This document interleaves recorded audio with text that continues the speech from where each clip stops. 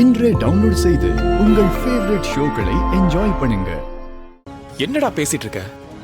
நீ எங்கல்ல ஒருத்தன்டா. உனக்கு ஒரு நல்லது நடக்கும்போது நாங்க அதை அவாய்ட் பண்ணுவோமா? டேய், வீட்ல அத்தனை பேரும் கடை திறப்பு விழாவுக்கு அவ்வளவு ஆசையா கிளம்பணும்டா. இந்த ஃபங்க்ஷனுக்காக மாற வீட்ல எல்லாருக்கும் புது ட்ரெஸ் எடுத்து கொடுத்தான்டா. அது உனக்கு தெரியுமா? கார்த்தி, எனக்கு காது குத்தியாச்சு. திரும்ப இதுக்கு மேல என்னை ஏமாத்த வேணாம். போதும்டா, போதும். என்னை விட்டுருங்கடா, நான் தனியாவே இருந்துக்கிறேன்டா. டேய், அப்பா திடீர்னு மயக்கம் போட்டு விழுந்துட்டாரா. ஹாஸ்பிட்டலுக்கு தூக்கிட்டு போயிட்டோம். என்னடா சொல்ற? அப்பா, அப்பாக்கு என்ன ஆச்சு? எப்படா ஆச்சு? உன் கடத்தரப்பு வேலைக்கு கிளம்பிட்டு இருக்கிறப்ப அப்பாக்கு இந்த மாதிரி ஆயிடுச்சு. எங்களுக்கு அந்த நிமிஷத்துல என்ன பண்றதுன்னே தெரில. அவரை தூக்கிட்டு நேரம் ஹாஸ்பிட்டலுக்கு போயிட்டோம். நீ வர்றதுக்கு கொஞ்சம் முன்னாடி தான் டிஸ்சார்ஜ் பண்ணி கூட்டு வந்தோம்.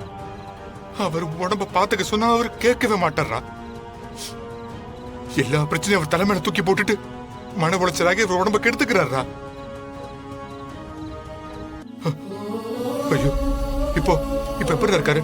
டாக்டர் என்னடா சொன்னாரு? இனி பயப்பட வேண்டியதில்லைன்னு சொல்லியிருக்காரு. அவர் மெயினா ஸ்ட்ரெஸ் ஆகக்கூடாது, கஷ்டப்படுற மாதிரி எதுவும் சொல்லக்கூடாதுன்னு சொல்லியிருக்காரு.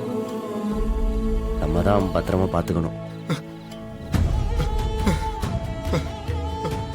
டே மாறா, நான் தான் சொன்னேன்ல, உண்மையை சொன்ன ராகவன் புரிஞ்சுப்பான்னு. பாரு, புரிஞ்சுக்கிட்டான். ராகவா, விட்றா. டேய், என்னடா?